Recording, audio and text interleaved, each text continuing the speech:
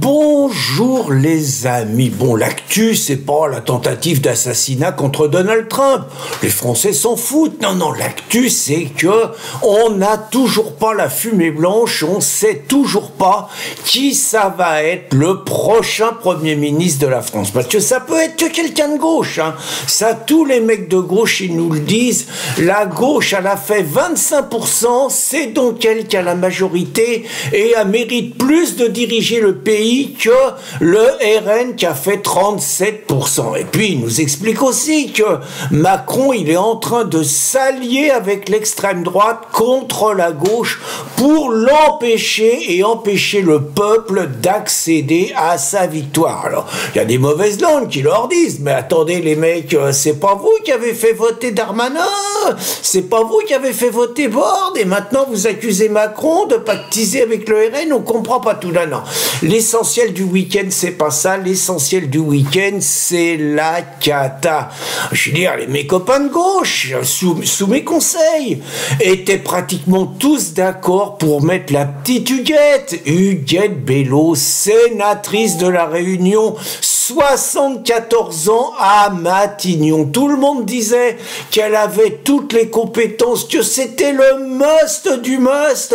Pas du tout parce qu'elle est créolisée, hein. Non, seulement sur ses qualités. Alors là, moi, je suis sûr. Hein. Je suis sûr que si la petite Huguette, elle avait été blanche, il l'aurait proposé exactement de la même façon. Seulement, voilà.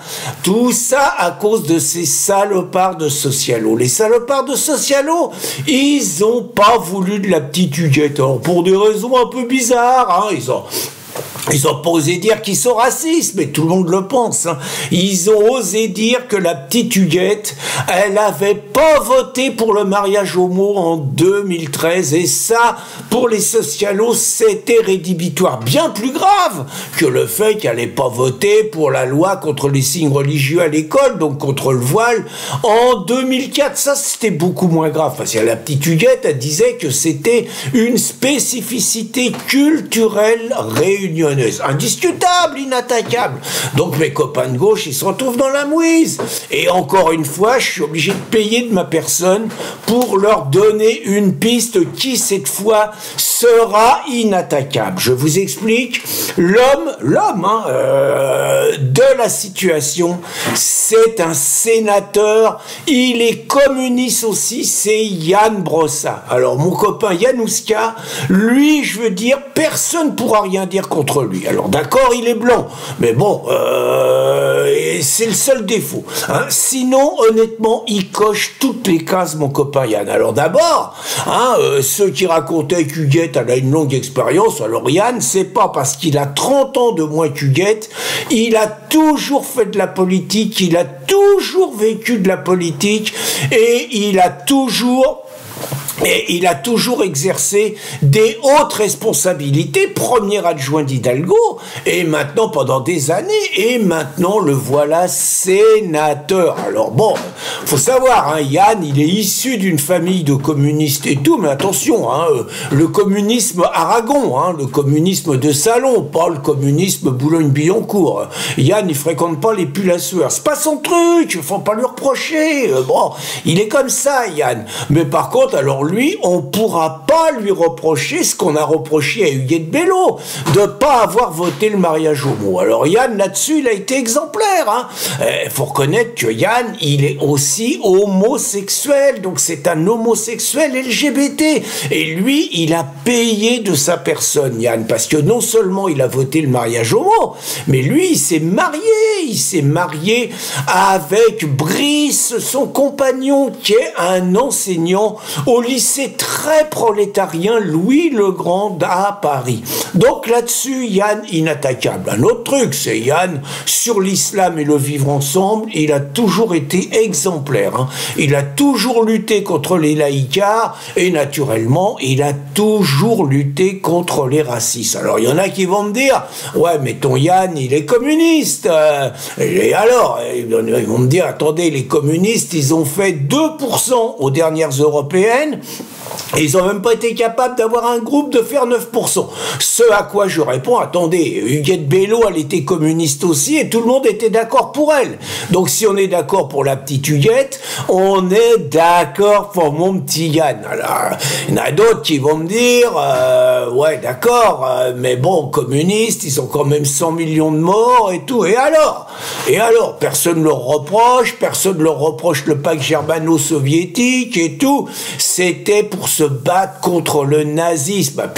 Et puis entre nous, que le parti Diane, il ait approuvé le pacte germano-soviétique, dans les banlieues, ils s'en foutent. Au contraire, ils diront que si Yann, il est copain avec Hitler, c'est qu'il aime pas les juifs, c'est pas mal. Alors venons-en aux juifs. Vous allez me dire, ouais, mais quand même, c'est un peu embêtant, Yann, il est juif.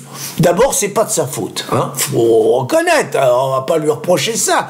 Et puis d'autre part, faut reconnaître que c'est un juif comme les électeurs dans les quartiers, il les aime parce que c'est un juif anti-israélien, c'est un juif anti-Netanyahou, c'est un juif pro-Palos, comme on appelle ça, les Palos, c'est un juif pro-palestinien. Alors il est naturellement pour le droit des Palestiniens contre le colonisateur israélien.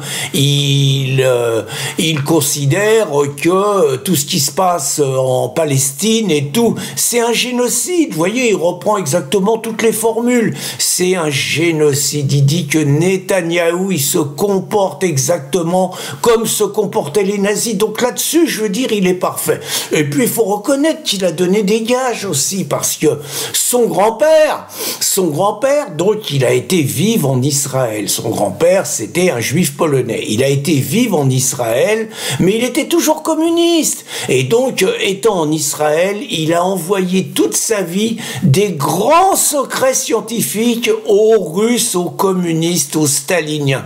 Donc vous voyez, même en Israël, il se comportait contre le peuple hébreu, contre le pays des Hébreux. Donc je veux dire, là-dessus, on peut absolument rien lui dire. Puis il y a surtout un truc, mon Yann, c'est quand même grâce à lui que Paris, c'est plus seulement une ville de bourgeois et tout. Lui, il est pour la mixité sociale. Et il a imposé, parce que les Parisiens n'en voulaient pas, hein. Il a imposé la mixité sociale, même aux grands bourgeois du 16e arrondissement, il leur a collé plein de wesh wesh. Donc franchement, moi, quand je vois un peu le profil de mon ami Yann, très franchement, si la petite Huguette, elle n'a pas voulu y aller, je suis convaincu que mon ami Yann, il a absolument toutes les qualités, tout le profil, toutes les compétences pour être le prochain Premier ministre dont la gauche a besoin, dont la France a besoin et dont le peuple a besoin. Et c'est pas parce qu'il a déposé plainte une fois contre moi, paraît-il que j'avais un contributeur de Riposte Laïque qui l'avait menacé de mort, que moi j'en fais un casus belli. L'intérêt de la France est en jeu. Yann Brossat à Matignon. Bonne journée les amis.